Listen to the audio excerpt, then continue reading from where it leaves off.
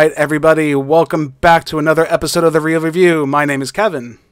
And I'm John. And we are The Real Movie Guys. On today's episode, we're going to be talking about The Hunt. The Hunt is about 12 strangers that wake up in the middle of a wide clearing, not knowing where they are or how they got there. In this satire of modern political beliefs, the strangers realize they are now part of an originally only thought internet rumor, an event called The Hunt. Now they must fight for survival, not knowing who to trust or what danger to expect next. So, John, what did you know about this movie going into it? Did you know anything? I knew absolutely nothing about this movie going into it. Absolutely nothing. Those are my favorite things. I do appreciate it, absolutely knowing nothing. So, The Hunt. It's another movie from Blumhouse. We actually just talked about a movie from Blumhouse. We just talked about The Invisible Man. So, this is from the same studio. The budget shows, I think, which is okay. That's not a bad thing. There's definitely a lower budget movie. Yeah, I mean, so what did you think, John? What were your? Go ahead. I think they did like a decent job too, like with the little budget that you kind of saw, but like they did things in different ways where it was kind of like well put together in a way. Yeah, it's weird what Blumhouse can do with movies. I feel like they have almost little to no budget, but somehow they do make everything work. Whether, it's just, what it is? I think they try to push story over the effects, and whatever effects they can squeeze out of it, show well in the movie. The movie's not relying on effects, it's more relying on story, which I definitely appreciate.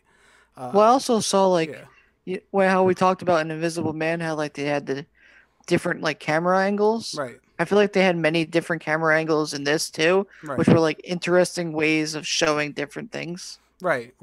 So a little bit about The Hunt. So The Hunt, interestingly enough, The Hunt is a little bit mirrored in controversy, which is kind of strange when you think about it. It's nothing really exceptional as far as release or anything like that. The Hunt there was an issue with The Hunt where the movie was delayed because during the time it was supposed to be coming out, there was a mass shooting crisis going on. So the movie was delayed. It came out about, I think around March 13th it was originally released. Once the movie came out, it was in theaters for a week, and now we have the whole global pandemic going on. So the theaters shut down, and The Hunt was sent straight to streaming service. Which, is a whole nother topic for a video, which we can discuss about how movies now are part of streaming services. Now, this movie, I think I'm happier I saw it at home versus the movie theater.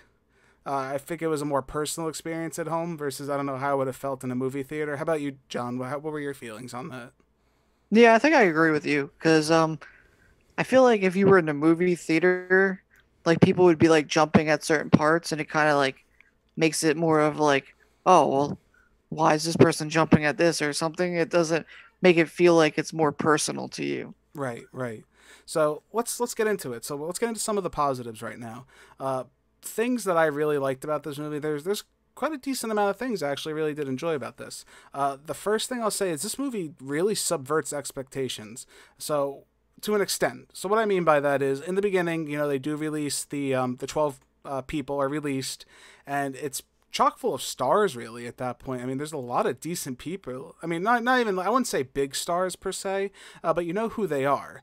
You had Ike Barinholtz, Emma Roberts, the guy from This Is Us. I don't know his name. I know he's really popular. Yeah. All the ladies love that guy. So I have all these people, and you're like, who's the main character of this movie? That was really the first thing I asked myself. I'm like, okay, you got all these people. They're running in a field. They're released. They have no idea what's going on. Who am I supposed to care about right now? Yeah, well, like, even with you saying that, too, like, in the first, like, part where they're all going to the place to get the weapons and stuff. Mm-hmm. Like, at first, I think, okay, so this person's going to be, like, the main character. Mm-hmm. And then they die. And then I get to see another person. I'm like, oh, okay, maybe they're the main character. And they end up not being that either. And I'm just like, this is a very interesting way to do, like, to start a movie and to, like, keep me intrigued into it. Right. Well, exactly. Like I said, subvert your expectations. You're expecting it to go one way. You're like, okay, I guess this is our main character. Boom, dead. Oh, this is our next character. Boom, dead. In the first, 15 minutes? Not even. I would say almost all the people die pretty quickly, and they're done as dark humor. I wouldn't say anything's. It's graphic, but it's dark. It's dark humor. You're not cringing or anything like that. It's more funny, played for laughs than anything else. Which Yeah. again subverts your expectation for this movie. I thought going into this maybe more originally was this was going to be a horror movie. This isn't really a horror movie.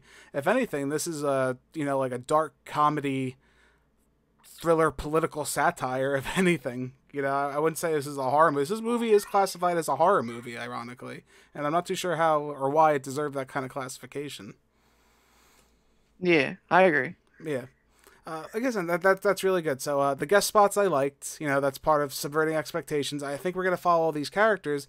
You end up following Betty Gilpin, who plays the character Crystal in the movie. You end up following her, and she's pretty awesome. I have to say, I actually really liked her. She was tough. She played that. They played off that cliche of a tough woman, but it wasn't say a cliche, but she showed us why she was tough. She was beating people up and doing all this stuff. She was great. I really liked her a lot. And then Hilary Swank is one of the villains in the movie, which I think is great. I mean, friggin' Hilary Swank of all people, and she was great too. Her and yeah, and she plays Athena, which is awesome, the goddess of war name. Which there must be some kind of something going on with that, but yeah, I thought that was great. So you had her. The two of them definitely stole the show for me in this movie. No, definitely.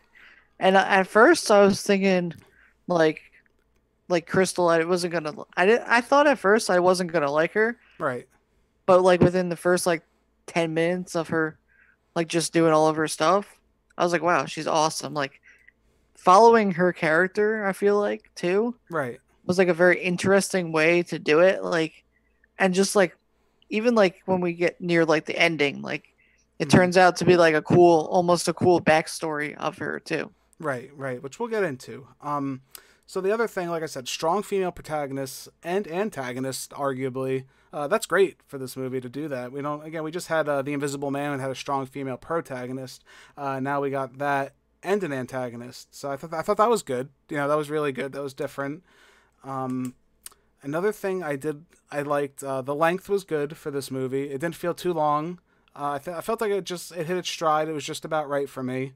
No, Uh, yeah, that was yeah, I didn't feel like the pacing slowed down. Like I said, the story kept moving. I mean, you could argue maybe some of the quick deaths in the beginning slow down the movie ever so slightly. But no, I wouldn't say though. I think the length was good for me. How about you, John? Were you thoroughly engaged throughout the movie, or did you feel it dipped anywhere? Or no. I actually thought like the length was perfect. I right? thought like they kept it going very well, Mm-hmm. and throughout the whole movie, it was kind of like, what's gonna happen next? How's this gonna work? And Mm-hmm. like it was very interesting the whole like with the whole story of like the pig too, So and the like how pig. that led into everything. So the pig. Well, let's talk about the pig in the room when it comes to this movie. So there is a pig featured in this movie. What does the pig represent, you may ask? Pretty much it's talking about Animal Farm, which is great. I mean, like I said, Animal Farm is like the crux of what this movie's telling a story about. But not even that. I think the fact that it's actually parodying both extreme sides of being either liberal or conservative. This movie's full of those extreme personalities that we see on like the Twitter, Facebook, those people going crazy and out of their minds. This movie exemplifies, and it might make some people uncomfortable in that instance, but it really shows that both sides are crazy, man. Like that was the main takeaway. We're talking about like just commonalities about checking your pronouns and doing stuff like that. I mean, this movie nailed both sides to the extreme about gun control and what's really going to kill you. Is food going to kill you over a shotgun shot to the face, stuff like that. But the interesting thing is it talks a lot about Animal Farm, and at the end of the movie, I know we're jumping ahead a little bit, but the whole pig representation, the pig is actually called Orwell in the movie. I had to look it up, but the pig is called Orwell after George Orwell, the writer of Animal Farm. Uh, the pig, it's actually the one thing that both sides are at odds against each other the whole movie, and at the end you have you have Hilary Swank and Betty Gilpin. They're Crystal and Athena. They're fighting each other, which that's another positive I want to talk about. But at the end of the movie, they're laying on the floor, both about to either die or they're beat up, and she says to her, You don't know about Animal Farm. She's like, yes, ma'am, I did read Animal Farm. And it's funny because that's the one commonality that they had about each other, which it subverted the expectation of the other's argument, where the other one thinks, they're uncultured and don't know anything. Meanwhile, yeah, they read Animal Farm. They know what you're talking about. So I thought that was interesting. I thought that was like a little interesting, subversion there. But again, the main thing I want to stress is some people will be offended by this movie. There's no doubt about that. I wouldn't say it's an extremely offensive, but people who have very sensitive political beliefs now in this day and age that we live in right now, people are going to be offended by this movie. But I think it plays both sides evenly. I wouldn't say it caters more to being a liberal or a conservative. I think it played and mocked both sides fairly. How about you, John? Do you think that's the case, or? Yeah, I totally agree with that. It seems to play both sides very well. Yeah. I didn't think it was too one way or too the other way. Right. I felt like it had like a decent amount of each way, and like certain like snubs to each one, but Right. like evenly distributed. Right. No, I'm glad. Hey, it's pretty cool. We actually agree on that. So like I said, the other thing is there is a fight scene at the end of the movie. It ends up there's a big stand down between Crystal, played by Betty Gilpin, and Hilary Swank, who plays Athena. They have Hilary Swank delivers this long, like, monologue about being like the villain and this, and your cancel culture turned me into this, and yeah. And they have this crazy fight scene out of nowhere, which I think is great. They did hint that there was some military training going on, but I thought that fight scene was great. The way, like you said, you were talking about interesting shots earlier. That was definitely one of the more interesting shots where they were going in and out of the house fighting. There's a scene where they go through a pane of glass, and they're just like, no, never again. And then it's about to happen again. Hilary Swank stops the fight, and she goes, nope, not again. And they open the door, and then they walk through, and then they start fighting again. I thought that was great. It was great. I thought they also hinted at like the military background when they go into the bunker and start shooting all those people, and she goes to like the general guy who supposedly trained all these people, and she goes, wait, you trained them? And he was like, yeah. And she was like, kind of like, wow, you trained them pretty terribly. Like, you didn't do a very good job. Exactly. Like I said, showing how tough she is by dismantling a whole group of people was pretty powerful. I would say it's really great to see. So with her friend not helping her. Right. So, or was he her friend? Mm-hmm. So, getting into that, what were some negatives about this movie? If you had to pull out some negatives, what would you say? Bothered you? Was there anything that particularly bothered you? Was there any negatives? I have a few, but I want to see what you got for me. I can't think of any right now. Right now? All right. Well, let's go into one. So, we did compliment the camera earlier, but I did think there were some odd editing choices. Some of the cuts were just kind of strange and awkward for me. There wasn't anything too interesting going on. I don't know what was going on. There were just some odd editing choices for me. I don't know if scenes were just mashed together too quickly. Some of the transitions from one scene to the next. It was just a little odd. Again, nothing too huge, so I don't want to dwell on that. My big thing, I did compliment in the beginning of this how I thought it is an original story, which is great. It's original to an extent. We've seen this concept played before. You can compare it to like the Hunger Games, for example, or the Greatest Sport Ever, Hunting Man, stuff like that. But I will say, as original as it was in the beginning, subverting my expectations, once we got to the end, I was pretty, it was pretty formulaic, I think, at the end of the movie. Like, she won, she got the nice dress, she goes into the plane, it kind of end. You could see where it was coming at the end of the movie, so I didn't feel like it was too... I think the narrative was, again, it was too predictable at the end for me. After you did this amazing, scene in the beginning, subverting everything, killing all these main people, and not knowing who the main character is, and then you kind of just fell into a routine where it was formulaic. So I was a little disappointed by that. Okay. Like I said, you could see it coming a mile away. You could see, she was going to be fine. She wasn't going to die. You thought Crystal was going to die. She didn't. I don't know. Like I said, it was a little too formulaic for me. Once you could see it, it was pretty cookie cutter at the end. So that was a little disappointing. I would argue there's almost no character development in this movie. which is a good and bad thing. Everyone's pretty static as far as the characters. No one really grows or changes. Ideas aren't changed or evolved. So I thought that was a little disappointing in some ways. Everyone's kind of a caricature of the stereotype that they're portraying, which again, I don't want to say is a total negative because part of the message of this movie is they're supposed to be that. They're supposed to be these political, political iconic characters. You know what I mean? They're supposed to be like, epitomes of what they're representing. But at the same time, like I said, I thought, maybe giving Crystal a little more character development would have been better. Just the main character even, or even Hilary Swank, maybe having some kind of character development. Again, she almost comes to a mutual understanding at her death at the end of the movie, but I don't know, something a little more would have been nice. I just felt everyone was kind of flat. Besides Crystal and Hilary Swank, none of the characters did anything for me. They were just kind of there. Yeah, I agree. That could have definitely been done differently. The other thing though too, like also throughout the movie I wasn't even like thinking that though either. Right. Because like it just didn't I would have felt like it would have been pointless to have certain characters like them go into a big long backstory about a certain character when most of them they were gone so quickly. I wouldn't even argue backstory. I would argue showing me things that show their characters changing, maybe by some kind of event or a mutual understanding. Not everything has to be told through a backstory per se, but just something to show this character changing would have been more interesting. Like Crystal delivers the monologue about the jackrabbit, which I think is really cool. But at the same time, like I said, it didn't really do much. That's her character, but I didn't feel like it evolved her or anything around her. So it almost falls flat to an extent. Well, yeah. That's all I would say. Like I said, they're just flat. Everyone's kind of flat and static. Again, not a negative, not a huge negative, but still negative to an extent.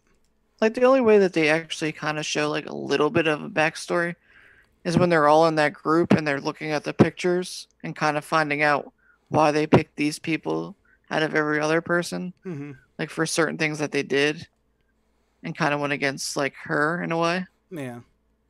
Yeah, like I said, maybe a little more evolution of the characters could have been a little more interesting. That way the deaths would have weighed a little heavier. But again, I get what it was trying to tell, so that's not necessarily the most important part of the aspect of the story that they're trying to tell. The only other negative last thing I'll touch on at this point, I do feel that the story is messy at times. It's weird that they tell you at the beginning of the movie, we have the 12 people, they're in a big area. They kind of know why they're there. In a way, like they hint at it in the beginning that, we heard about this thing called the Hunt at the mansion, and they talk about it, and then we don't really get any other. It's like it's weird that they keep it so close to the chest that there's no other really hints dropped about it, and then we get towards the end of the movie, and Hilary Swank has like this. They show background, and it's like a huge dump of information about what the Hunt is. Why it was a fake thing. It wasn't even a real thing. It was a rumor that the Republicans made up against the Democrats because, they wanted to cancel them. So they made this whole big thing, blew it out of proportion. Again, commentating on, now's cancel culture in a way. I just think it was kind of messy. Like I said, maybe some reorganization of the script would have been a little better. Dropping some other hints earlier on. Because again, I don't like being... It's like when you're... It's like going under a waterfall. Like you're in the middle of like a river, right? And then you're waiting, and then suddenly, boom! You just get dumped with all this water on top of your head. Like, oh my god, what happened? I felt like it was just a giant info dump at one point, and it's not. It's a little overwhelming because it's like, oh, I guess I got all my answers at once, and once I get all my answers, there was still more movie to go, and I didn't care as much at that point. Again, just I think some script reorganization would have helped that. That's all I would say about that. Yeah. I also had one problem with the movie too, like with the whole barbed wire fence thing. Mm-hmm. It seems like they do that in so many movies, like the barbed wire fences to keep people like in or out in certain things. But they always find a way to go over it, and then in this one they put like their jacket over it or like a blanket. Right. And I feel like that wouldn't help you that much. Like I wouldn't think like your jacket could protect you from it, because how easily it would shred.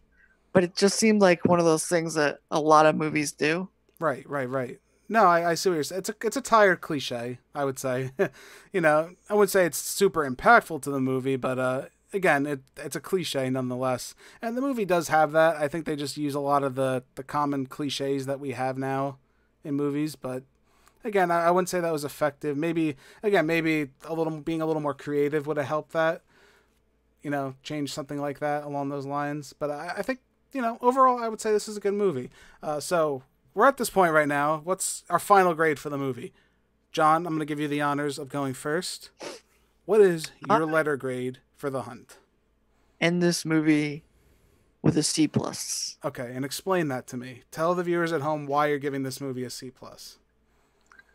I give it a C plus because it is not a movie I'm gonna go back and watch probably again. Right. So like a B for me would be like a movie that I want to go back and watch again and again, or like just again. Right. This is not a movie I'm gonna go back and watch per se. Okay. But I think it was done very well, and like I enjoyed it while watching it. Right. So I think it's like just a little bit better than the average per se. All right. So that being your score, I'm actually going to give this movie a B plus. I think this movie is really good.